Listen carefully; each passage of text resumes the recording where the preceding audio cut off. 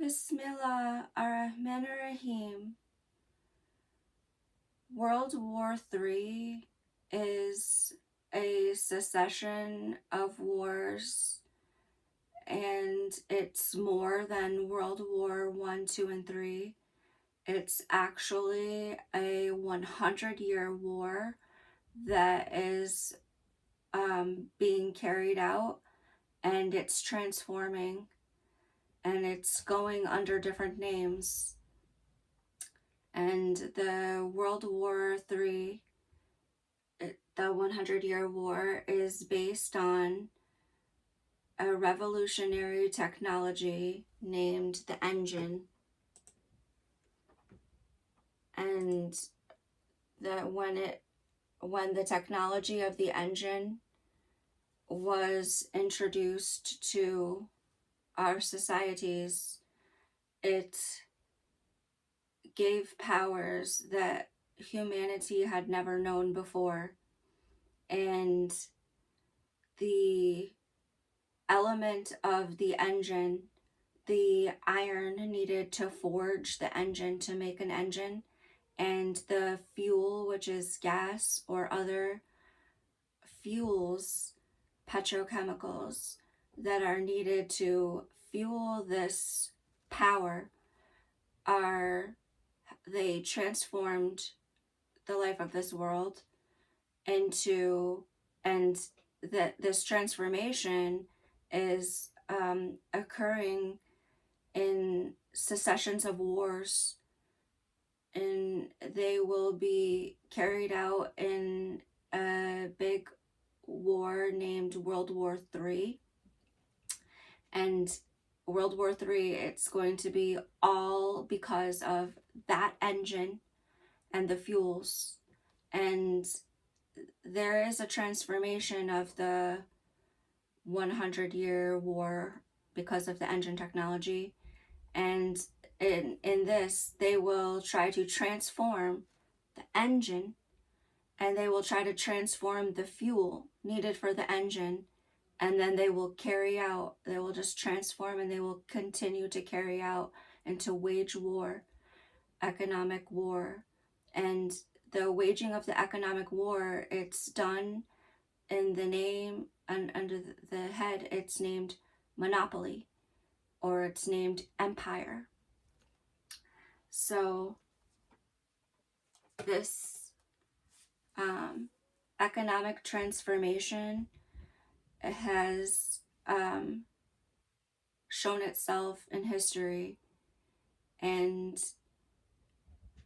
it is true that in the time we live now, 2024, because of how rapidly the transformation of of humanity because of this technology, that the humanity is unaware, and that they are being hoodwinked. And though they are starting to see like signs of it and messages of it, they are still unaware of the evil that they're facing. They don't understand this evil, they don't recognize it. So there is a history of transformation of these engines, and there's nowhere in the world that the technology for the transformation of humanity is more clear in the history, and the and showing the history of what has caused us to get to this point. It's nowhere is it clear, except if you go to China. So in the small history of China, in 100 years, the transformation of China is the number one example of what is occurring here, because they have been unable to conceal it, and that the signs of this depravity had to appear, and that they were going to try to conceal this wickedness by making it secret and hiding the secret in China. So there are secrets about China. I'm going to describe a short history, and it's going to reveal to you exactly the hidden agenda, or prove to you that, and to prove to you that it of what will occur next. So it's essential to understand of the economic power structure of the world, and why China is powerful. So it is true about the world that life thrives along rivers, and there's no place in the world where there's bigger rivers and more open river plains than you would ever find you will never find it anywhere in the world, only in China. So the thing that makes China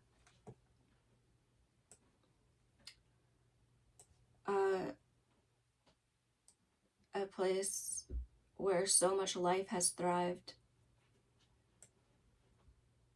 and condensed into this area is a direct relation to the rivers.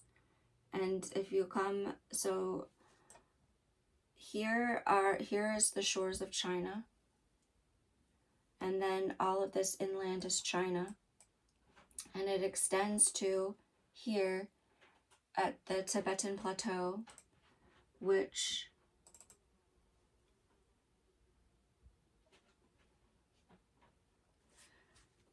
these in the blue is again the rivers, and then this is the geography of this plateau, and this is true to life.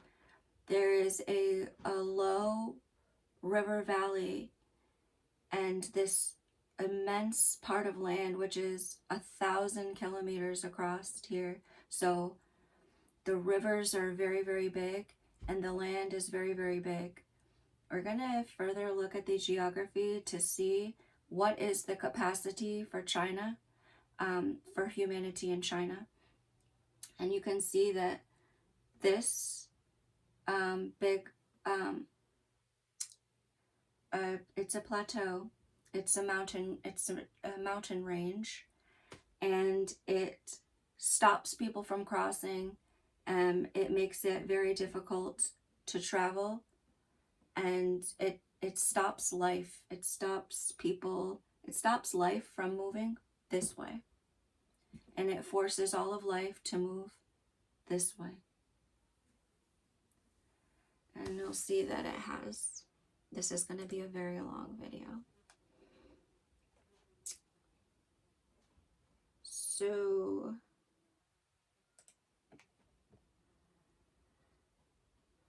here is the plateau, and here's China and this river valley. So back in 1950, which was about 75 years ago, it was claimed that China had 400 million people. And to get 400 million people in an area, you can only do it if the people can access the water. So you will see that around bodies of water like lakes, lakes and seas, that there is a limit to how much And especially even on the oceans, there's a limit to how much life can thrive along these ocean shores. You'll see it. So there's a very, very big city here, and you will see that here's water, but life is not thriving there. It's thriving here, and it's thriving here, but it's not all thriving here. So it cannot be any water. It has to be fresh water. It has to be drinking water. It has to be unsalted water. And you will see that the life of China is fed by these rivers. So you can see that these cities, each of the cities is about the size of New York City, and several of them are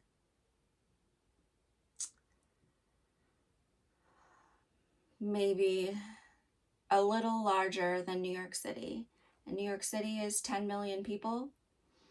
So you can show that relatively how many people can be focalized to an area, and the size of the river and its capacity to focalize the life of the people there.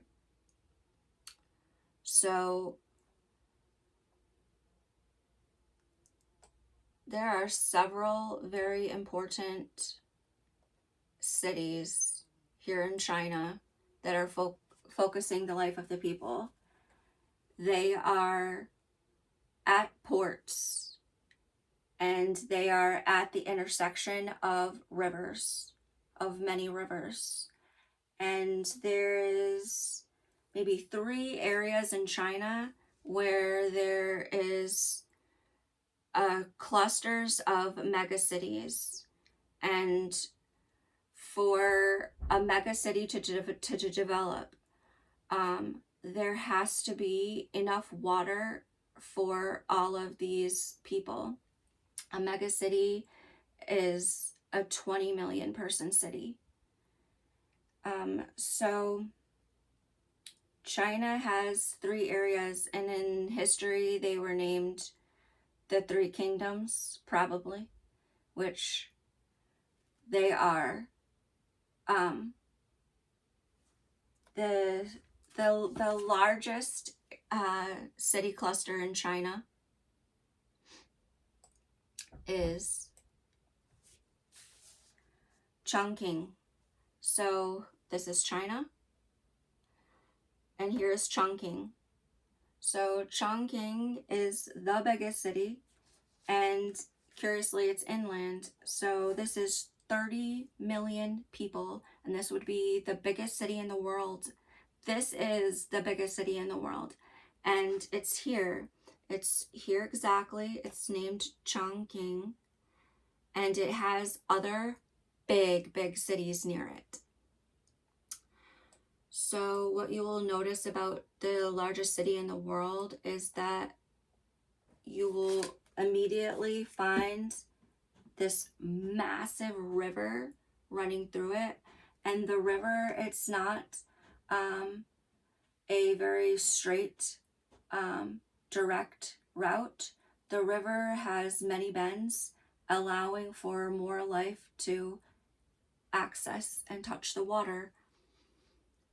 So this is the Yangtze River. It's basically one of the mightiest rivers in China. And this river will continue out to the ocean.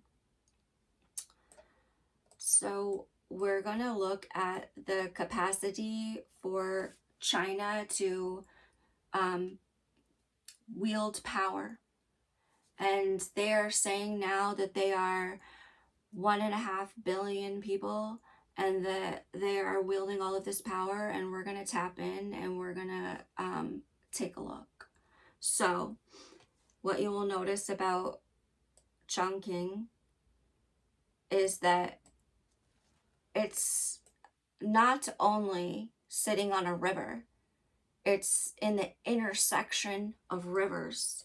You'll see the river is going to Y, And this is a very significant part of geography, is when the river Wise, it's going to Y. And this is a geographical phenomenon that you would see a billion times. It is the interaction of the chemical composition of the earth itself, and the waters. It naturally forms Ys. It forces these Y shapes, and every time you see a Y, this is going to be a center of power. And if it's a river, it's going to be an economic base of humanity. And if it's just a mountain, it's going to be the earthquake epicenter. And all the earthquake epicenters, they occur at Ys like this, because there's geological processes occurring down there that someone wants to access. And this is not, so you have the big river Y, and you're going to see not only that, and it's essential to look also at the elevations, because in order to travel along these ways, and in order to make your home, you cannot make a home on a mountain side easily, and you cannot travel economically these ways very easily along the mountains. So the elevations, they stop humanity. So it limits the population. So you cannot get a big number of people along these mountainous areas, and you can't get economic bases, power bases there, because you're constantly being impeded by the length of the journey. So you can see that about this territory, and this is here along the river. So there's a limit to the concentration of life here, and that limit is that 30 million people all came right here, and not here, not here, not here, here. And you'll see that there's not only the big Y rivers, like I said, there are 3 more rivers. 1, 2, 3. And they all come into here. And you'll see another city focalized there. So those are riverheads, where those are intersections of rivers, and they focalize life, and they force the life into that way.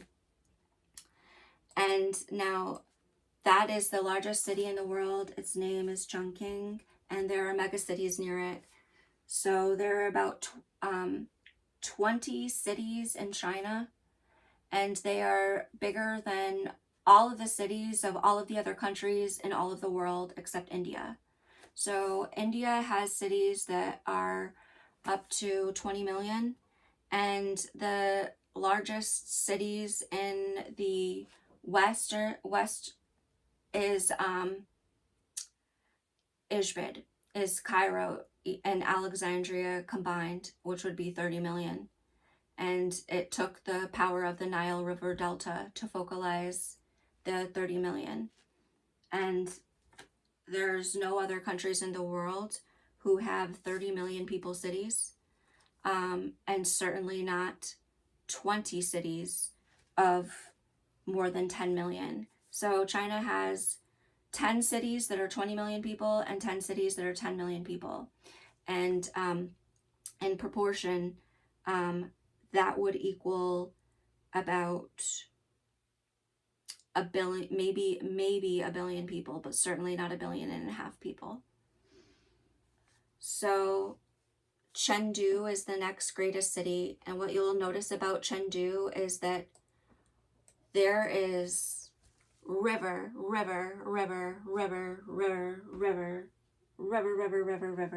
and this is water, fresh water. And the other thing that you'll notice about it is that she's up against the mountains, and and it stops her, and that will cut the growth. It will stop life, and there will be no life this way. They will not be setting economic base power here. They will have to bring it. It's all focalized down here at the foothill. Chengdu, 20 million people. One of the top 5 cities in the world. Now, this is a focalization of the economic power. It is very clear that it's that there is no, it is not, there's no capacity for a large focalization of power in China other than the cities where you saw it. And other than that, I mean, this is like driving through the Appalachians, or, you know, through the, you're not going anywhere fast. The most significant other structures of power for China is the 2 ports. There is a northern port and there is a southern port. The southern port is a set of cities that are some of the biggest cities of the world, and they focus the life there. And that is this port in the south near Taiwan. So this is the South China port, and this is Taiwan. And you'll notice that there is another country named Hong Kong, and they are separate and independent of China. And they are actually right here, Hong Kong, between the ocean and the most powerful economic forces of China. So to say that Hong Kong is independent would be to say that the West bought the port and have the selling rights there. That's about as free as it's gonna be. And the large cities near him are Shenzhen and Guangdong. So Hong Kong is only 9 million people. The larger city, Dongguan, is 8 million people. So Hong Kong, there's 9 million, 8 million. Here in Shenzhou, 13 million here in Shenzhen. And don't forget, Guangzhou, one of the largest cities in China, 20 million people. It's the biggest city in the world.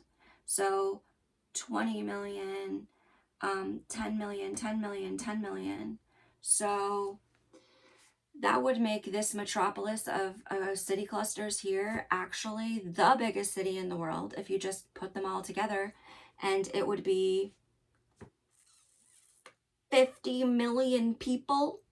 And what you'll understand about China is, and all of their claims, that they're just 1.5 billion people here, because they have these megacity structures that gives you the feeling and the illusion that they are just so big, which is entirely impossible. It's just absolutely bogus that you could say that you had 400 million people back in 1950 and that we're now at 8 billion people on the planet. No, we're not. No, we are not. And that's obscenity. It's obscenity. So the other 50 million people we described, they're here. They're in that Qingdao, Chengdu area up here at the foothills of the Tibetan Plateau, in the center of like 1 million rivers. and the other 50 million center is right there. And everywhere in between, you're going to be moving slowly.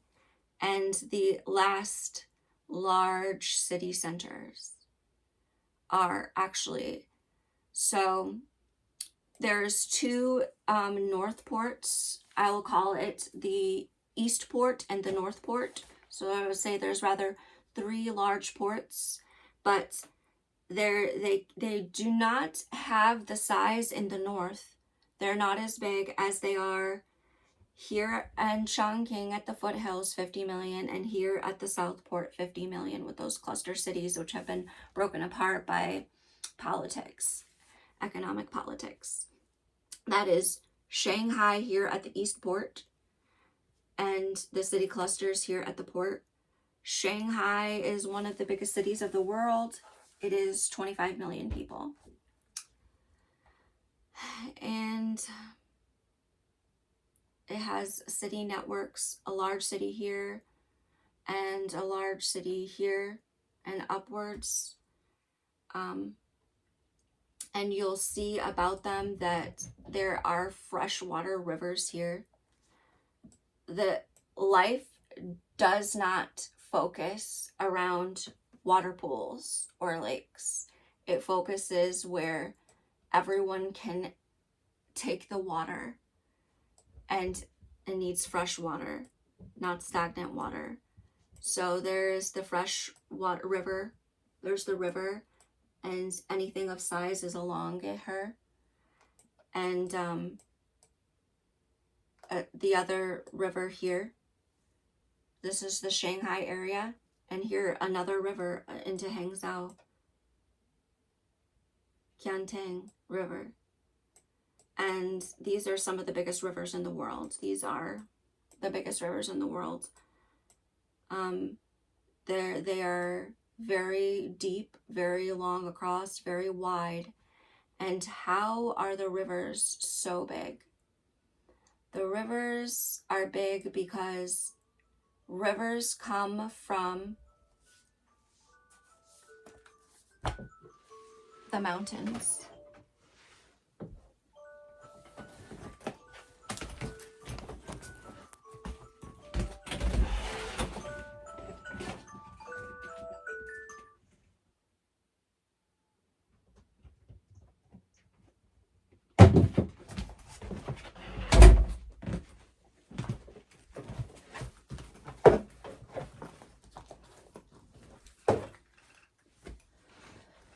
So rivers are all rivers are from aquifers that are settled under mountains. The reason why is that the chemical composition of the earth and the hot magma under the earth is causing all of these chemical reactions that's making these causing this bubbling up of these materials and pushing up into mountains, and the water cools and separates, and then you get these water reservoirs, so they'll be tucked under mountains, and then the water separates as well to where you get the oceans and the seas. So the water, if you see the world, that it's very clear here in the South China Sea, where you can see that this is the lost continent of Atlantis. She's a lost continent because here is the continent. You see it? Here's the ocean and here's the ocean. And so here's the continent. But she's sunken. She's underwater. She's separated. And it's allowed all of these islands here. It's allowed the separation. The water is separated. And it's caused the refocalization of the economic power here. Change the economic power structure. So we were here at the East Port named Shanghai. And then the last major port, which leads to Beijing, it's the Tianjin, if we can find it. So the last strong base is it here.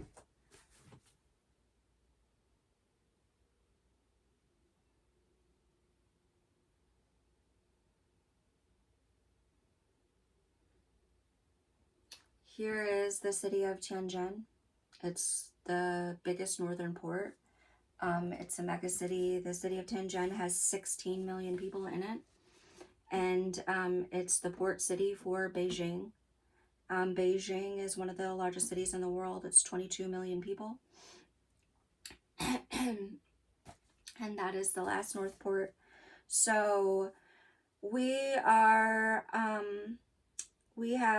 10 cities that are 10 million people. That gives you 100 million. And we have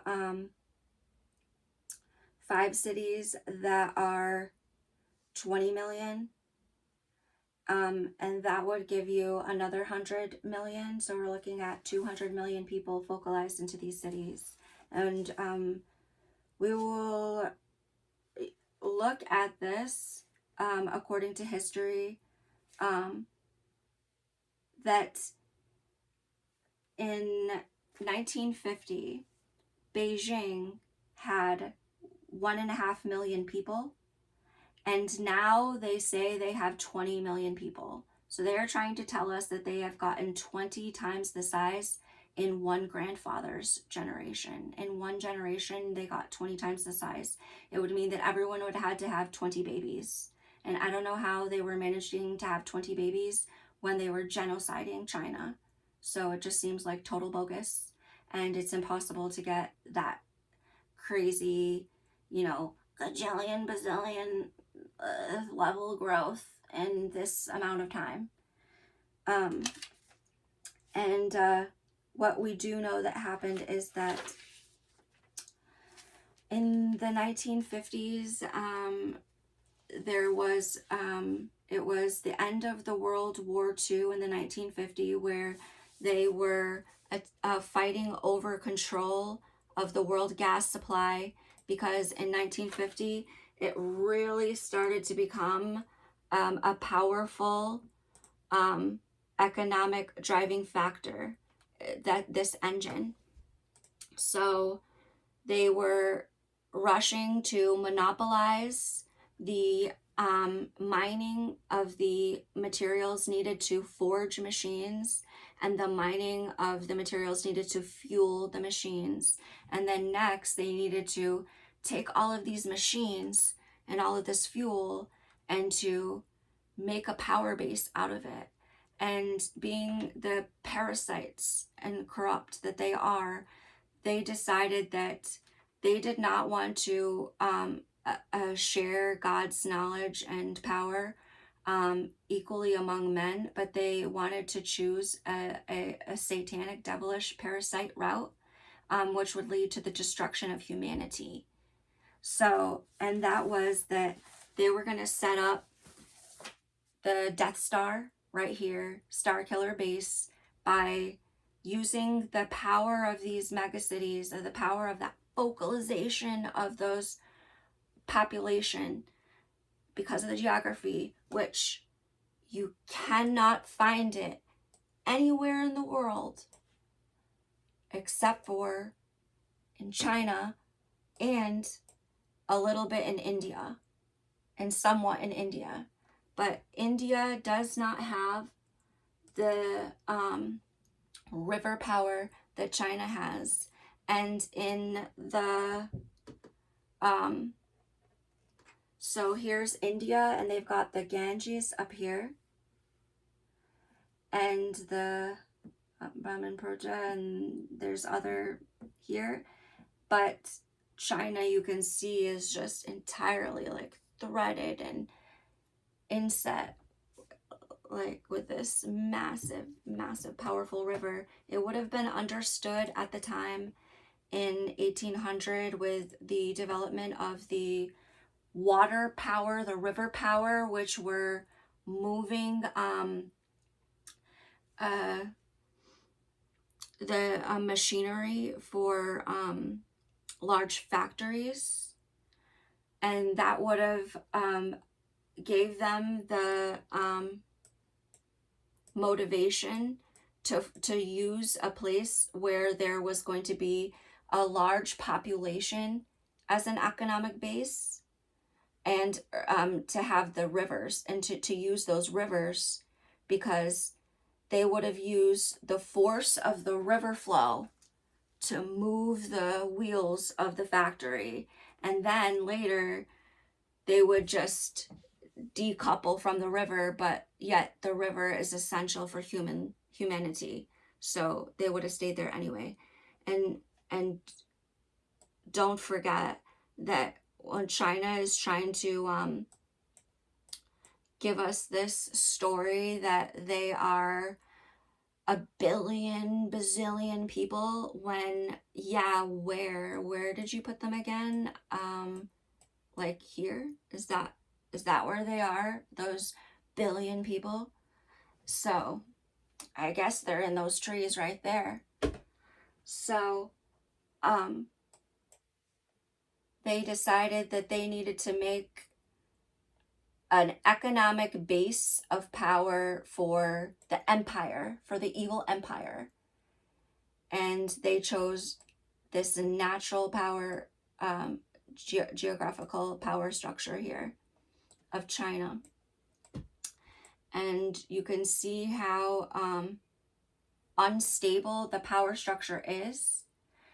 It's very unstable because there's a limit to the power of a city, and you'll see that it took these powerful cities to control this area here, and that after that, these cities had trouble and problems trying to control Cambodia, Vietnam, Malaysia. They had trouble. They were not able to. They had mountains of gold and all the power of the world, and they were genociders, and they had trouble controlling their right hand.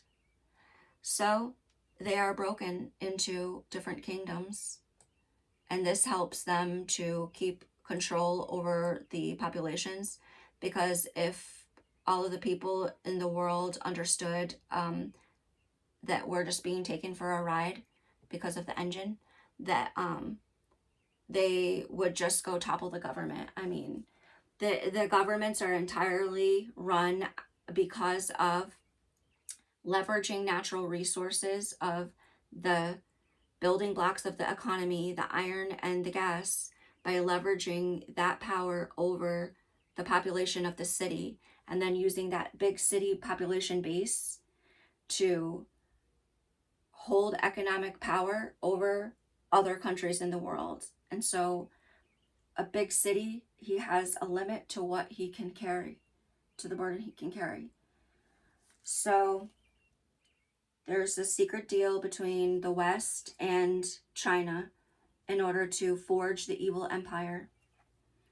And they began this work because of the engine technology. They, in 1950s, right after the war and the bombing of Japan, the destruction of Japan with the nuclear materials that ended a European war, they began something named the China Land Reform. And so what happens in the China Land Reform is that they were going to have the government take away all of the land and all of the property from all of the people of this country. So they just came in with armies. They grabbed the businessmen out of their cities, and they killed them, or they stripped their property, and they sent them out. So they liquidated the landlord classes, and they redistributed the farmland, taking the property away, exactly like Israel is doing to the people in Palestine, taking the property away and then writing it as the government's property. During this time, they began to kill millions, just millions and millions of people were being killed in that struggle to take the property away from the Chinese people. And that they even attempted uprising. They even attempted to make their own rebel army and to try to stop the government. But the government had a lot more powerful weapons, and they were able to overcome farmers with no weapons. And they just did not have the weaponry. And so by the end of 1950s, there is going to be an initiation of starvation. And when they start to use starvation to genocide all of the people of China after taking the land away from the farmers and away from the business people, so that nobody owned land and nobody could make a farm. No one could grow food or make a garden. Nobody could. In this time, they beat and killed 3 million. And in this time, the trade, China began to transform their trade strategy. And so what they wanted to do was, they have the policy, they have this things called leaning to one side. And what it means to lean to one side is that they were going to make trade partnerships with communist countries. So they are leaning into these communist countries.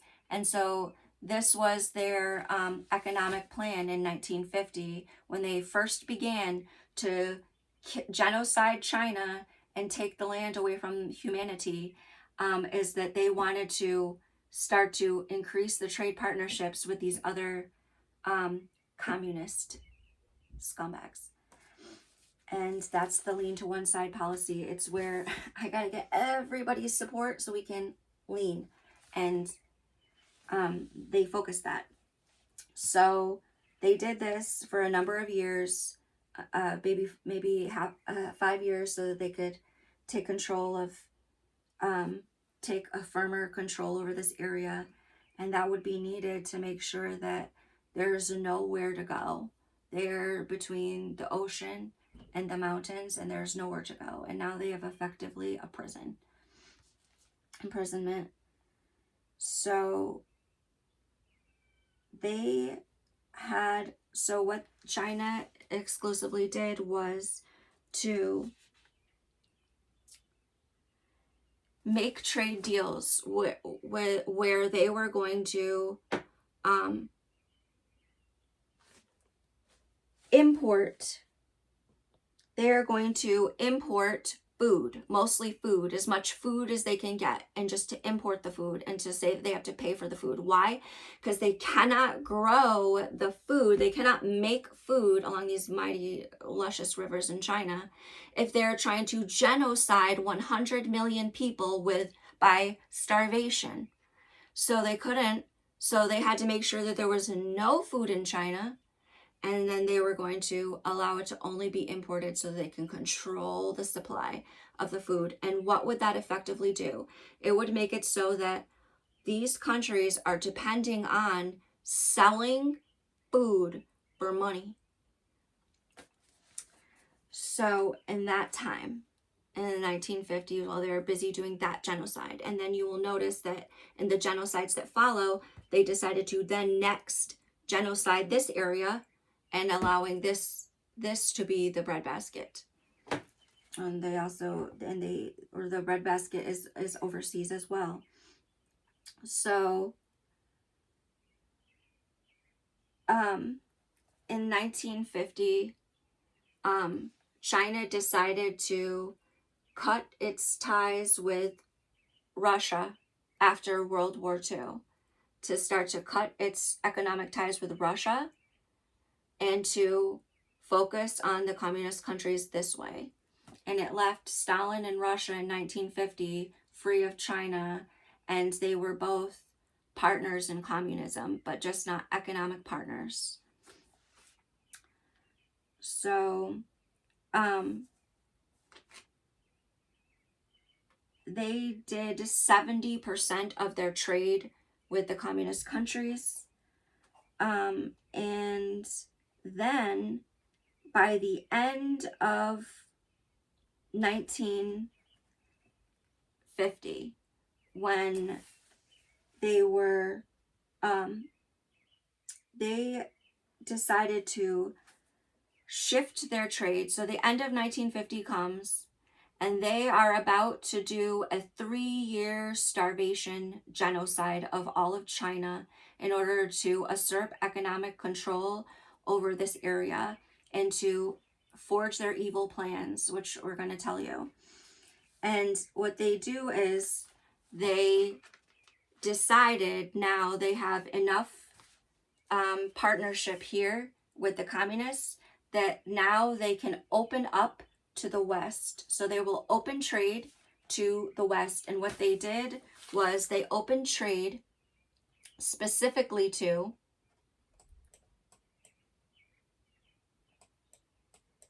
from China, they specifically opened up trade with United States of America. And where the power base of the United States of America here along the East Coast. And what you'll notice about the power structure of the United States is that our power is focalized here at the East Coast in the northeast of the country, and that it's a chain of port cities. So that's like, Boston, New York City, Philadelphia, Baltimore, Richmond, Washington. They're all right here. The biggest power base. This is the power base of the United States of America. So they decided to open up shop in China. So they will be coming around over here. So from America, they will be coming around to here. And the day that the United States of America opened up business with China, because China wanted to open up to trade with the West, is when the starvation genocides initiated. That's when all the Chinese people were genocided under Mao, while they were busy making these agreements with the West for trade. And they were getting free money from Boston and Philadelphia and New York City. So China was getting money for free. And at this time, he was genociding by starvation in China, doing the Great Leap Forward. So, and in this time, what China is going to do with that money is China is going to start buying as many minerals, as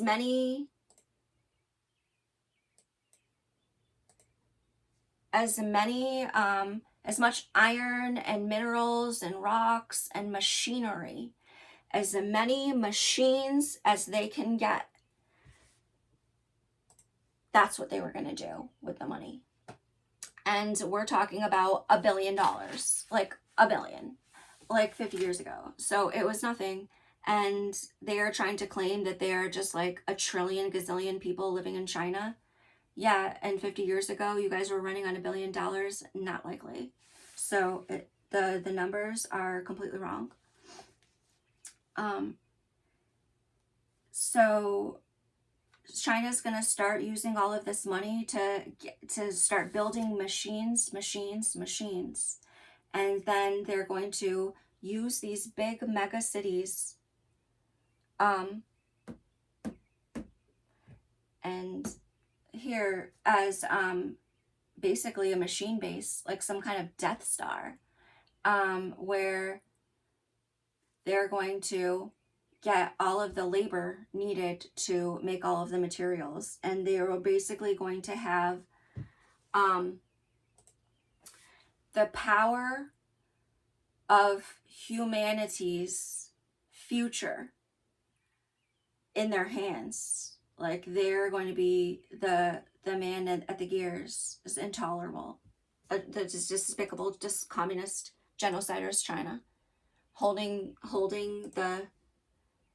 the course of human development. It's blasphemy. It's blasphemy against humanity. They must pay. And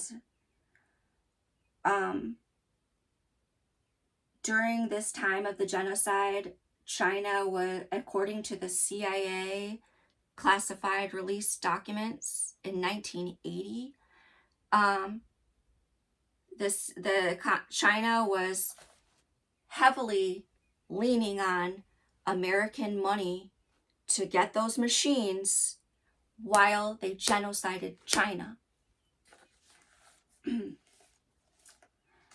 And so that is the basic comprehension of what has happened here.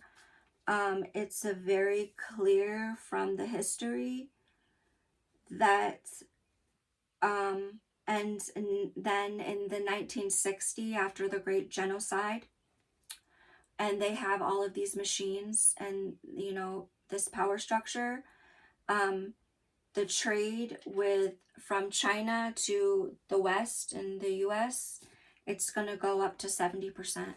It's going to go all the way up. So this was the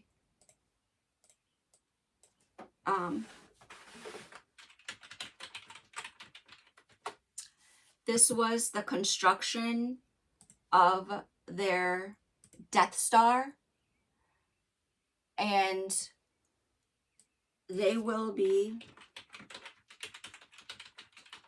now it's not named the Death Star anymore. Now it's named Star Killer Base, and they have obviously stronger, more powerful weapons now, and they've developed them. And of course, all of these need they need mines for getting the materials needed to construct these things, and they need fuels to power them. So, God, we've covered the what is the secret of the world economy, and the secret of the secret history of the engine and of the world wars and what that means. Allahu Akbar.